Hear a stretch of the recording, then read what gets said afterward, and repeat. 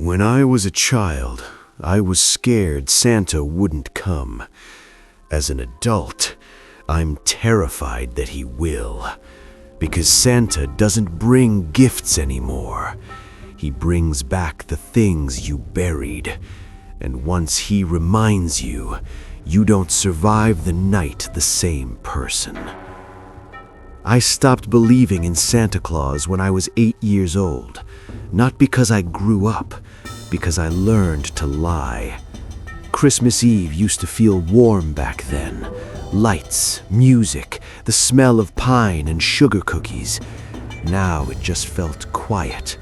The kind of quiet that presses against your ears until you notice your own breathing.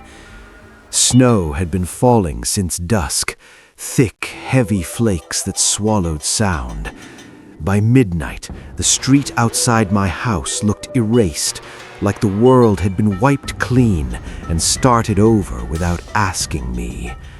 I was alone. No family dinner, no friends, just me, a half-decorated tree in the living room, and a cheap bottle of whiskey I hadn't opened yet. I told myself I liked it that way. The clock on the wall clicked over to 12 a.m. Christmas. That was when I heard it. Not a bang, not a crash, a soft, wet sound, like something heavy being set down on wood. I froze. My house is old. It makes noise. Pipes knock. Floors creak. I know all of it. But this sound didn't belong to the house. It came from downstairs. I held my breath and listened. Then I heard breathing. Slow, deep, measured. Not rushed, not panicked. Patient. The kind of breathing you hear from someone who knows they have time. I told myself it was nothing. I told myself not to be stupid. I was 34 years old, standing in my bedroom in the dark, scared of shadows. Still, I reached for the baseball bat I kept by the bed. The floor was cold under my feet as I stepped into the hallway. Every step felt too loud. The staircase loomed ahead, disappearing into darkness. Another breath. Closer now. I noticed something then. Something small, but wrong. My house doesn't have a chimney.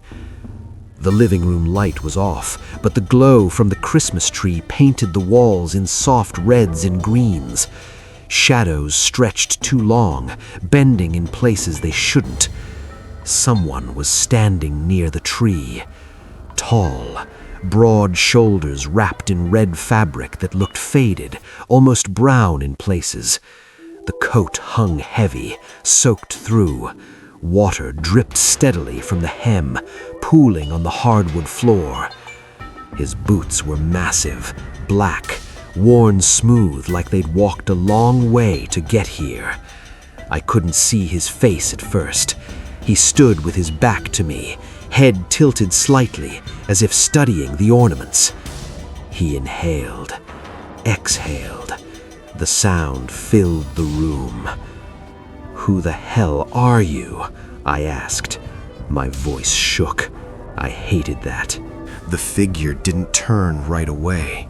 Instead, he spoke, quietly, calmly, like we were already in the middle of a conversation. "You left the tree on," he said.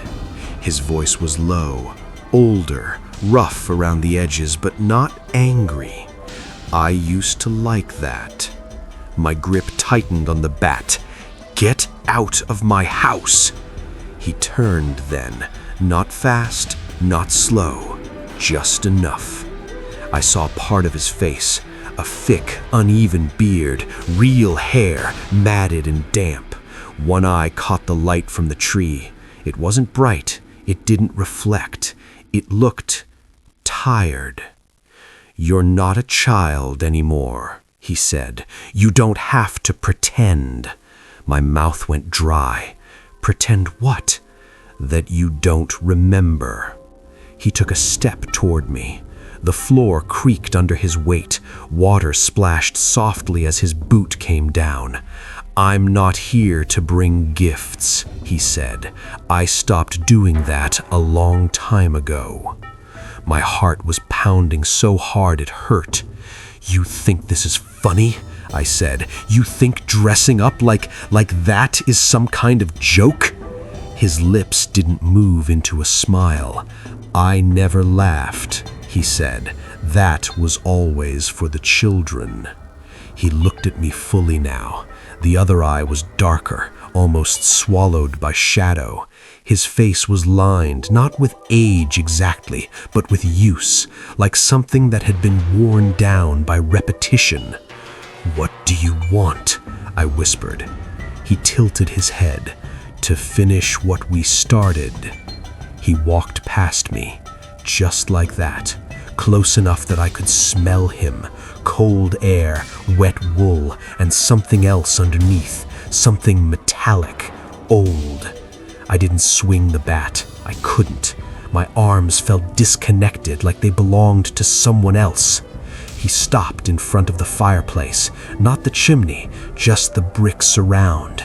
He reached out and rested his gloved hand against the wall. "You used to wait here," he said, "right here, every Christmas Eve." My stomach tightened. "I watched," he continued. "You'd sit at the top of the stairs. You never came all the way down." "Stop," I said.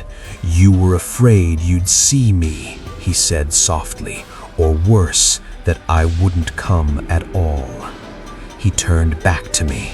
"Do you remember what you asked for in 1998? The room felt smaller. I shook my head. "I don't know what you're talking about." His eye fixed on me. "That was your first lie," he said. "Not to me, to yourself." The lights on the tree flickered. Once. Twice. Then steadied. "You asked for it to go away," he said. "You promised you'd be good. You promised you wouldn't tell." My ears rang. Images pressed against my mind. Stairs, a dark hallway, my brother's voice calling my name. "I didn't," I started. "You watched," he said. "You waited." The temperature dropped. I could see my breath now, thin clouds forming in front of my face. "He fell," the man in red continued, "and you stood there." The walls began to hum, low, vibrating. "You told them you didn't see anything," he said, "and they believed you." I felt dizzy. The living room blurred at the edges. "I was a kid," I said. "I was scared." So was he. The hum deepened. The room twisted. Suddenly, I wasn't in my house anymore. I was 7 years old again. The staircase loomed above me. The light at the bottom flickered, casting long shadows. My brother lay at the base of the stairs, twisted at an angle no body should be. There was blood, too much. I stood halfway down, frozen, my heart slamming against my ribs. Behind me, breathing, slow, calm. I turned. The red coat filled my vision. A voice whispered, warm and close to my ear, "Santa knows what you did." I screamed. I snapped back into the living room, collapsing to my knees. The bat clattered across the floor. The man stood over me. "So many of you forget," he said. "You grow up, you move on, you call it surviving." He crouched, bringing his face level with mine. "I remember," he said, "every year." Tears burned my eyes. "What do you want from me?" He straightened. "Nothing," he said. "This isn't about wanting." He stepped backward into the shadow cast by the tree. "This is about remembering." The lights went out. Total darkness. I felt cold water drip onto my hand.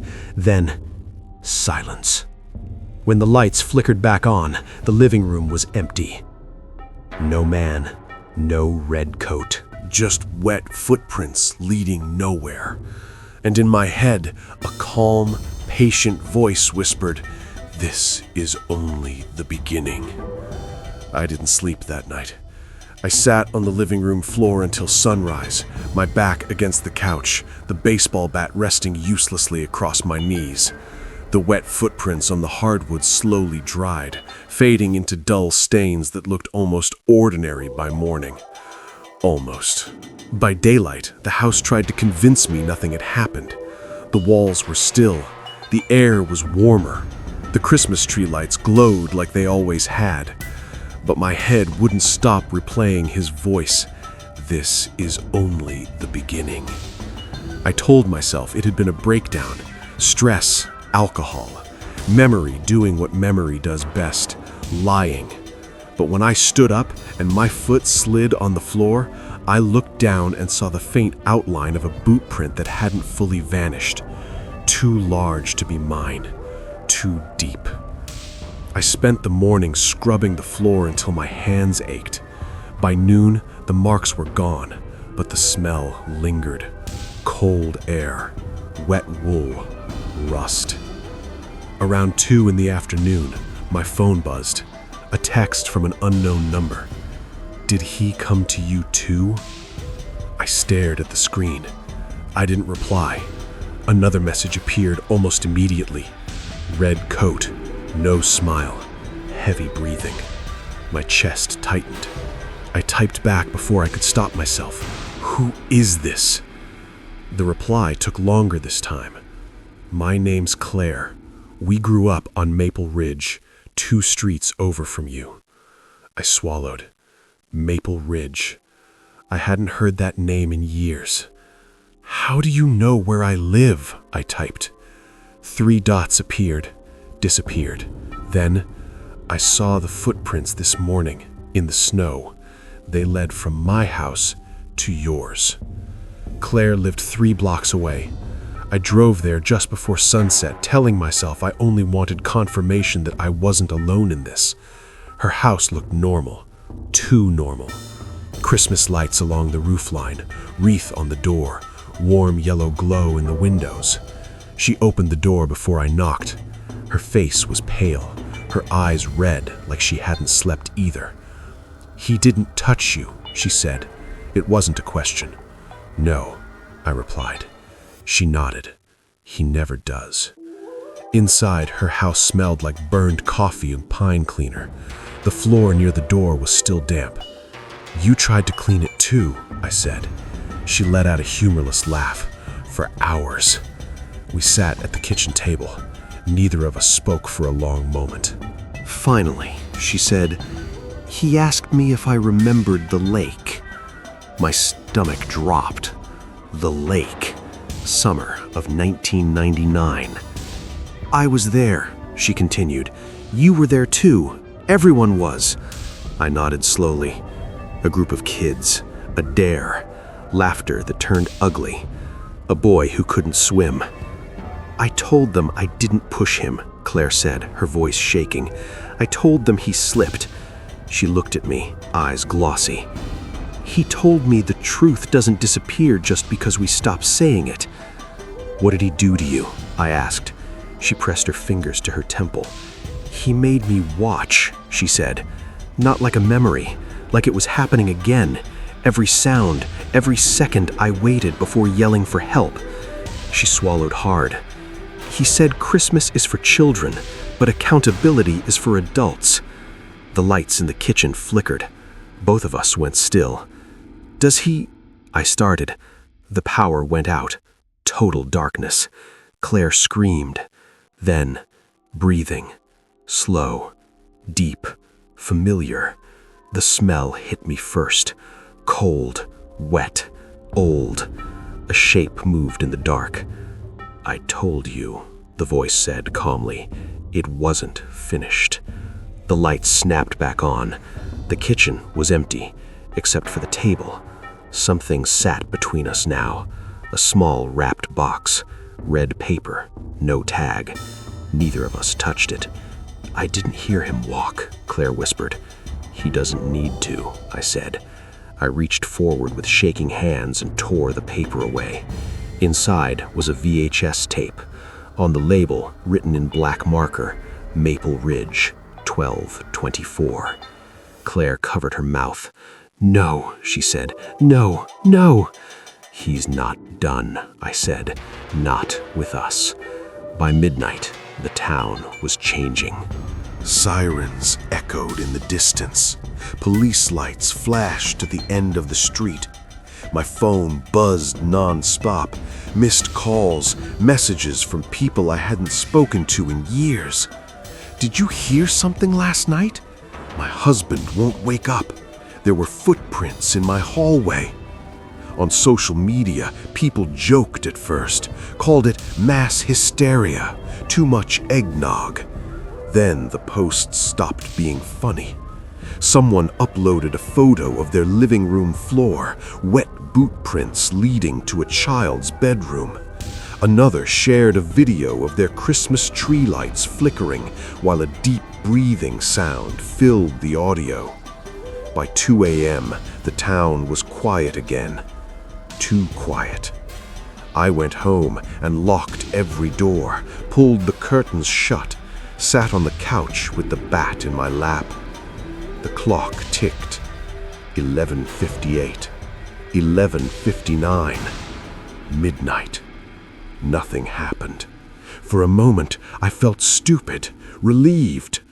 Then the breathing started, right behind me. "You're listening better now," he said. I didn't turn around. "I've been busy," he continued. "So many of you forgot." My hands shook. "Why us?" I whispered. He stepped into my field of vision, standing by the tree. "You think it's random," he said. "It never is." The ornaments trembled on their hooks. "You taught yourselves that time erases things, that children aren't responsible." He looked at me. "But you grew up." The room darkened around him. "You carried it with you, into marriages, into jobs, into other people's lives." I felt pressure in my chest, like something heavy was sitting there. "You don't need to die to be judged," he said. "You just need to remember." The walls peeled away. I was back at the lake. Claire was there, others too, watching, waiting. The boy's head went under. No one moved. I screamed for it to stop. It didn't. When I came back, I was on the floor, gasping. The man in red stood over me. "Some of you won't survive the night," he said. "Not because I kill you," he leaned down, "but because memory is heavier than guilt." The tree lights exploded in a shower of sparks. Darkness swallowed him. And in the silence, I understood something that made my blood run cold. He wasn't visiting houses. He was visiting people. By morning, 5 people were dead. No wounds, no signs of struggle, just vacant eyes and expressions frozen in terror. The news called it unexplained cardiac events. I knew better. Claire texted me one final message before her phone went dark. He said tomorrow is for the ones who lied the longest. I stared at the screen as snow began to fall again outside my window. Slow, heavy, silent. Christmas wasn't over yet, and neither was he. I knew he would come back, not because I believed in him again, but because belief had never mattered. Guilt did. By Christmas morning, the town felt hollow. Snow covered everything, smoothing over the chaos of the night before, as if the world itself wanted to pretend nothing had happened. Police cars idled outside dark houses. Curtains stayed drawn. No one came out to collect packages or shovel sidewalks. The news vans arrived just after dawn. They talked about stress, about coincidence, about a tragic chain of unexplained deaths. They avoided the word connected like it might infect them, but we all knew. The people who survived didn't look relieved. They looked emptied, like something had been taken that couldn't be replaced. I hadn't slept. I sat by the window watching the street, counting my breaths, waiting for the sound I now recognized too well. Slow, measured, patient. At 9:12 a.m., my phone rang. Unknown number. I answered it. "He's here," Claire said. Her voice was barely a whisper. "Where?" I asked. "At the school, the old elementary school." My throat tightened. They opened it as a shelter. People who were scared, who didn't want to be alone. A pause. "He told me Christmas morning is for honesty." The line went dead. The school parking lot was full. Cars lined the curb, engines still warm. Inside, the lights were on, casting a dull glow through the frosted windows. I pushed the doors open. The smell hit me immediately. Cold air, wet fabric, and underneath, something metallic. People sat on the floor, wrapped in blankets, staring straight ahead. Some were crying, others were eerily calm. No one spoke. At the far end of the gymnasium, near the stage, he stood. The red coat looked darker now, almost black where it clung to him. Water pooled around his boots, spreading slowly across the polished floor. He didn't turn when I approached. "You came early," he said. "I wanted to stop," I replied. He tilted his head slightly. "Stop," he said. "Christmas doesn't stop, it repeats." I swallowed. "What do you want from us?" He finally turned. Both eyes were visible now, both empty of warmth. "You already gave it to me," he said, "years ago." Around us, people began to stir. Some covered their ears, others pressed their hands to their chests like they couldn't breathe. "You think I punish you," he continued. "I don't." He gestured toward the crowd. "I remind you." A woman screamed as the lights flickered.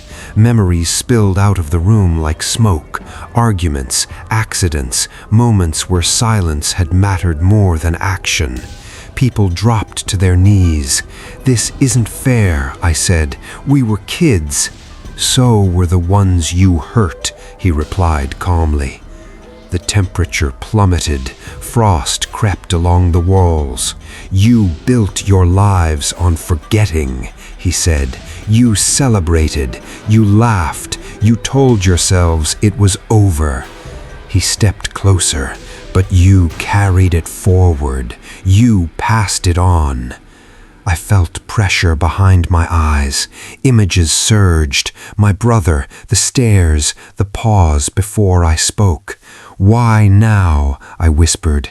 "Because you're old enough to understand," he said. The gym lights went out. In the darkness, his voice carried. "This is the last visit." A collective sob rippled through the room. "When the sun rises tomorrow, those who can live with what they remember will remain." A pause. "And those who can't, won't." The lights came back on. He was gone. So was Claire. By evening, the town was quieter than it had ever been. No sirens, no reporters, just snow. They found Claire sitting alone in her car, eyes open, hands resting on the steering wheel like she was waiting for someone who never arrived. The official report said heart failure. I didn't attend the funerals. None of us did. There was an unspoken understanding that we didn't deserve closure. That night, I went home and sat in the dark. No tree lights, no decorations, just me. At 11:59 p.m., I heard it. Not footsteps, not breathing. A knock. Soft, polite. I didn't move. The knock came again. I stood slowly and opened the door. No one was there. Just a small box on the porch. Red paper. No tag. Inside was a mirror. I stared at my reflection. Older, hollow-eyed, familiar. On the glass, written faintly, almost lovingly, were the words, "You remember now." The mirror slipped from my hands and shattered. Behind me, the house was silent. No breathing, no footsteps. Just my own reflection in 1,000 broken pieces. Christmas came and went. The town never fully recovered. Some people moved away. Others stayed and stopped celebrating altogether. Kids still line up for photos with Santa at the mall. I watch from a distance sometimes. I see the way he smiles, the way children laugh, and I wonder which of them will grow up carrying something they won't talk about. Because I know something now. Santa doesn't come for the innocent. He comes for the ones who survive long enough to forget. And every year, when Christmas Eve gets quiet, I remember.